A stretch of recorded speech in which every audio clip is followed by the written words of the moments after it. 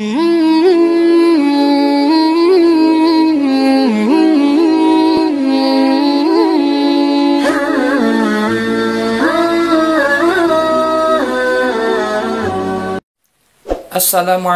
warahmatullahi wabarakatuh.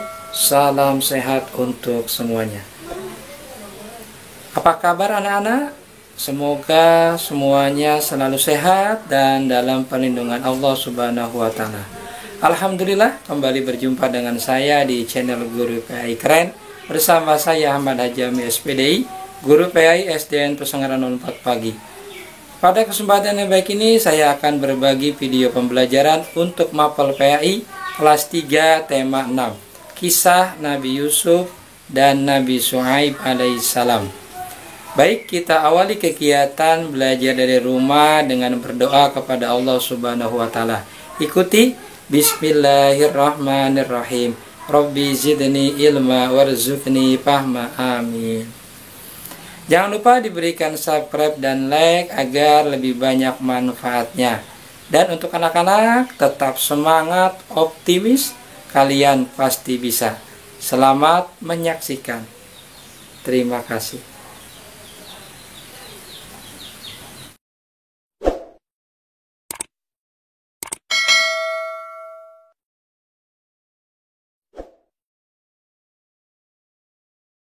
Alhamdulillah, kita akan bahas bahan ajar kelas 3 tema 6, kisah keteladanan Nabi Yusuf dan Nabi Shu'aib. Tonton terus video pembelajaran ini sampai selesai agar anak-anak siswa-siswi hebat dapat memahami pelajaran hari ini.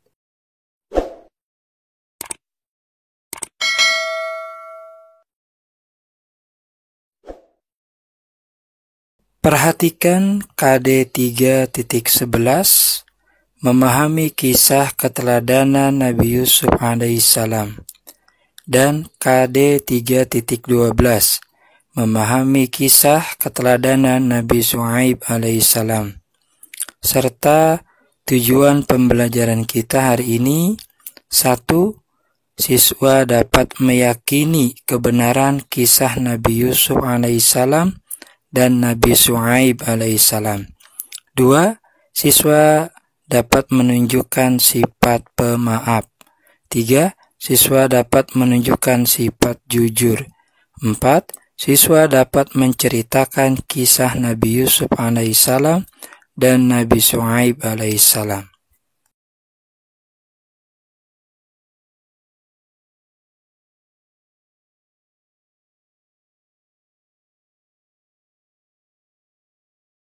Lanjut materi inti. A. Kisah keteladanan Nabi Yusuf alaihissalam. Anak-anakku yang hebat, kita akan belajar tentang kisah Nabi Yusuf alaihissalam agar diperhatikan dan diikuti dengan sebaik-baiknya. Kisah Nabi Yusuf telah diceritakan oleh Allah Subhanahu wa Ta'ala dan menjadi salah satu nama surat di dalam Al-Quran. Nabi Yusuf adalah putra ketujuh dari Nabi Yakub dan ibunya bernama Rahil. Nabi Yusuf alaihissalam menjadi putra kesayangannya karena kesalehan, ketaatannya kepada Allah Subhanahu wa Ta'ala, dan juga kepatuhannya terhadap orang tua. Hal inilah yang menjadikan kedengkian saudara-saudara kandungnya terhadap dirinya. Nabi Yusuf bermimpi. Suatu hari, Yusuf bermimpi melihat 11 bintang, matahari dan bulan, semuanya bersujud kepadanya. Yusuf kemudian menceritakan mimpi itu kepada ayahnya. Namun, Yakub, ayahnya, melarang Yusuf untuk menceritakan mimpi itu kepada saudara-saudaranya, dikarenakan khawatir saudara-saudaranya akan iri dan dengki kepada Yusuf.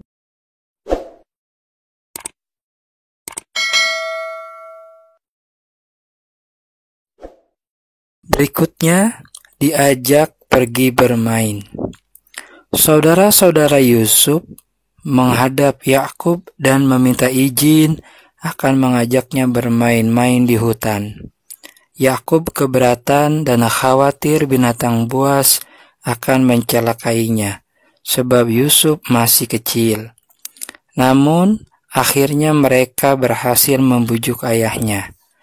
Saudara-saudara Yusuf merencanakan untuk membunuh Yusuf karena kedengkian terhadap Yusuf, merasa ayahnya tidak adil karena Yusuf menjadi anak kesayangan. Tetapi salah satu kakak Yusuf berpendapat agar jangan membunuh Yusuf, tetapi membuangnya saja ke dalam sumur. Lalu Yusuf dibawa ke hutan, mendekati sumur tempat para pedagang sering mengambil air. Mereka pun membuang Yusuf ke dalam sumur. Saudara-saudara Yusuf kemudian pulang dan berkata pada ayah mereka bahwa Yusuf dimakan binatang buas ketika mereka sedang bermain dan berlomba memanah. Untuk meyakinkan Yakub, mereka menunjukkan baju Yusuf yang berlumuran darah, yaitu sebenarnya adalah darah hewan. Diselamatkan saudagar. Tidak lama kemudian, ada saudagar yang melewati sumur tersebut untuk mengambil air. Ketika menurunkan timbanya, Yusuf berpegangan pada timba dan ikut ditarik ke atas. Saudagar itu pun terkejut mendapati anak kecil bergelantung di timbanya. Mereka berniat untuk membawa dan menjual Yusuf. Sampainya di pasar, Yusuf dibeli oleh penguasa di negeri Mesir dan meminta kepada istrinya, Zulaikha, untuk memperlakukan Yusuf dengan baik hingga Yusuf tumbuh menjadi pemuda yang cerdas dan memiliki ketampanan yang tiada duanya.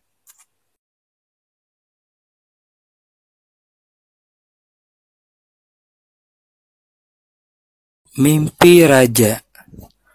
Pada suatu hari, raja bermimpi melihat 7 ekor sapi betina yang gemuk dimakan oleh 7 ekor sapi betina yang kurus, 7 tangkai gandum yang hijau, dan 7 tangkai gandum lainnya yang kering.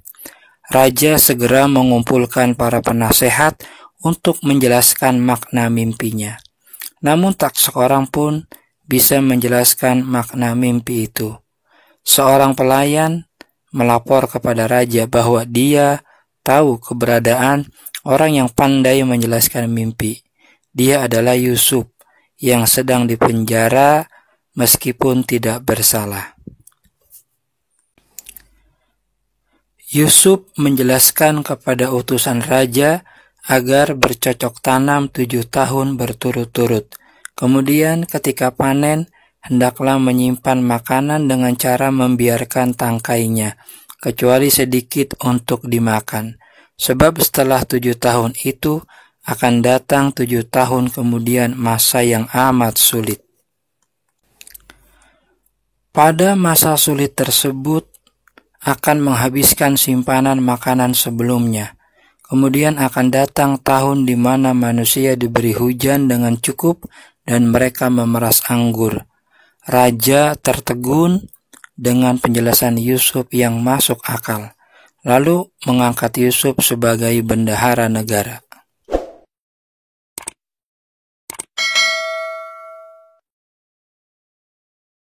Berikutnya, Nabi Yusuf menduduki jabatan.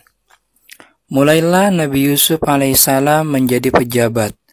Datanglah masa sulit sebagaimana mimpi yang ditafsirkan Yusuf. Orang mulai memburu bahan makanan dan berduyun-duyun datang ke gudang makanan yang disediakan kerajaan. Tampak di antara mereka saudara-saudara Yusuf. Yusuf masih mengenal mereka, sedangkan mereka tidak mengenali Yusuf lagi. Mereka mengira Yusuf sudah lama meninggal dunia. Saat itu Yusuf mendekati mereka dan bertanya tentang asal-usul daerah dan keluarga mereka. Maka mereka pun menjelaskan semuanya.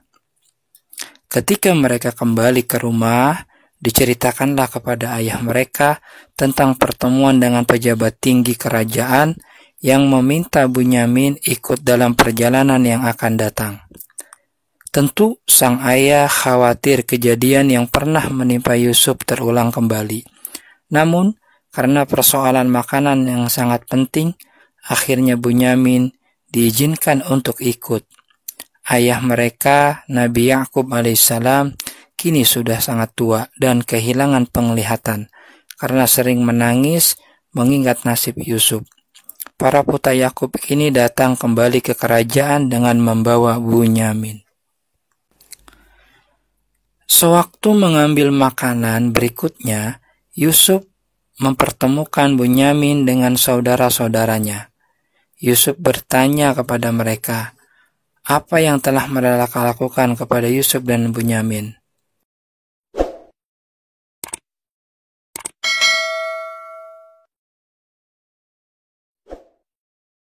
Mereka mengakui kesalahan dan memohon maaf atas perbuatannya. Nabi Yusuf berkata, kalian tidak akan dihukum dan dipersalahkan. Aku mohon kepada Allah ampunan dan rahmat bagi kalian dan Allah Maha Penyayang. Sebelum sampai ke rumah, Yakub telah merasakan keberadaan Yusuf yang masih hidup. Maka benar, ketika mereka tiba, jubah Yusuf diusapkan ke wajahnya dan muncullah kegembiraan di hati ayah. Penglihatan ayahnya pun dengan izin Allah telah pulih kembali. Saudara-saudara Yusuf dan ayahnya segera berangkat menuju Mesir. Nabi Yusuf alaihissalam menyambut kedatangan keluarganya dan langsung duduk di samping ayahnya. Setelah selesai pertemuan, seluruh keluarga Yusuf diminta tinggal di istana. Itulah kisah keteladanan Nabi Yusuf alaihissalam yang memberikan pelajaran berharga bagi kita, bagi anak-anak siswa-siswi yang hebat untuk bisa menjadi manusia yang pemaaf. Sebesar apapun kesalahan orang lain terhadap kita, maka berupaya untuk selalu memberikan maaf kepada orang yang salah kepada kita.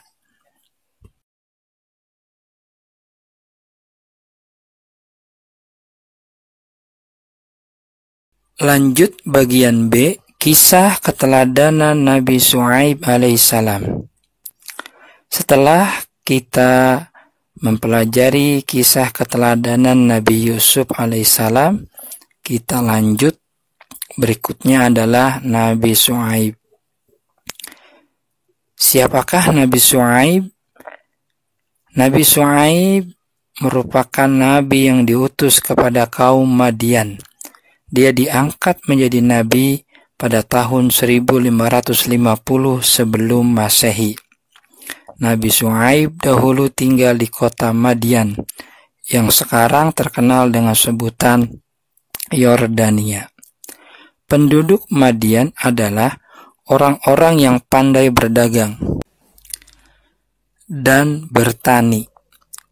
Dan mereka juga sering menipu dan licik dalam berinteraksi sesama manusia. Penduduk Madian adalah orang-orang kafir yang mempunyai kebiasaan merampok di tengah jalan, atau dalam bahasa sekarang begal, dan menakut-nakuti orang yang sedang dalam perjalanan. Mereka menyembah Aikah, yaitu sebatang pohon yang dikelilingi oleh kebun-kebun. Mereka adalah kelompok masyarakat yang paling jahat karakternya dalam berhubungan dengan orang lain. Mereka suka mengurangi timbangan dan takaran ketika melakukan transaksi jual beli atau perdagangan.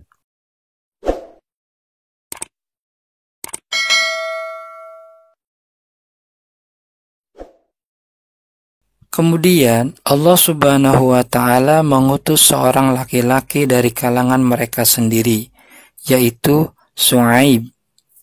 Ya, Nabi Syuaib dikenal dengan sebutan Khatibul Anbiya, juru bicara para nabi. Karena beliau sangat ahli dalam berbicara dan tinggi tingkat kebahasaannya, dan tinggi tingkat bahasanya saat menyeru kaumnya untuk berbuat jujur, tidak merampok, dan menyembah hanya kepada Allah Subhanahu wa Ta'ala. Nabi Syuaib mengajak kaumnya untuk menyembah Allah semata dan tidak menyekutukannya. Beliau melarang mereka dari perbuatan keji dan tercela, seperti mengurangi timbangan dan takaran, serta menakut-nakuti orang di tengah jalan. Sebagian dari kaumnya itu beriman, tetapi kebanyakan tetap dalam keadaan kafir, sehingga Allah Subhanahu wa Ta'ala menimpahkan azab yang sangat pedih kepada mereka, berupa gempa bumi yang sangat dahsyat pada masa itu.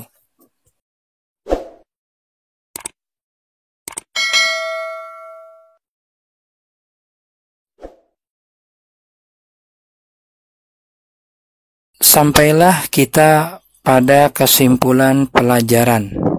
1.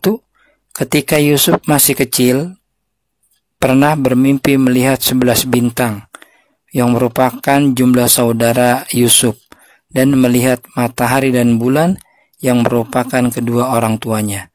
Dalam mimpinya itu, semua yang disebutkan tadi bersujud kepada Yusuf. 2. Yusuf dibuang ke dalam sumur oleh saudaranya. Dengan kuasa Allah, Yusuf duduk di dasar sumur. Yusuf ditolong oleh para musafir yang sedang dalam perjalanan dari Syam ke Mesir.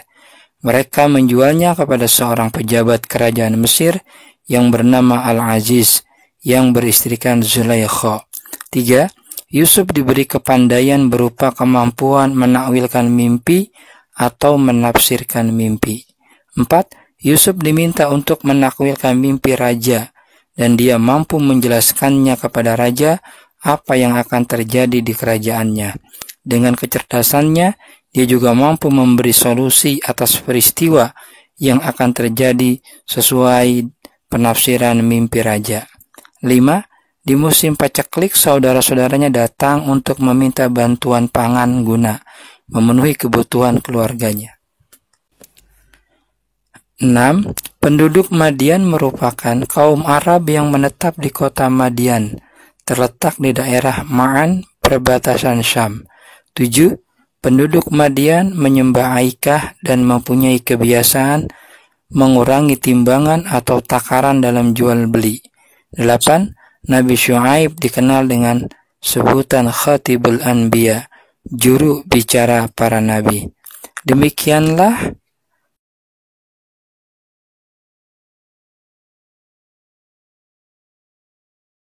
kesimpulan pembelajaran pada hari ini.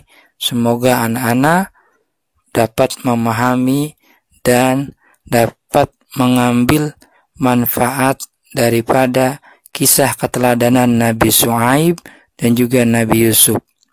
Demikian video pembelajaran kelas 3 tema 6, kisah keteladanan Nabi Yusuf alaihissalam dan Nabi Syuaib alaihissalam. Semoga bermanfaat. Saya Ahmad Hajami SPDI, Guru PAI dan Budi Pekerti. Wassalamualaikum warahmatullahi wabarakatuh.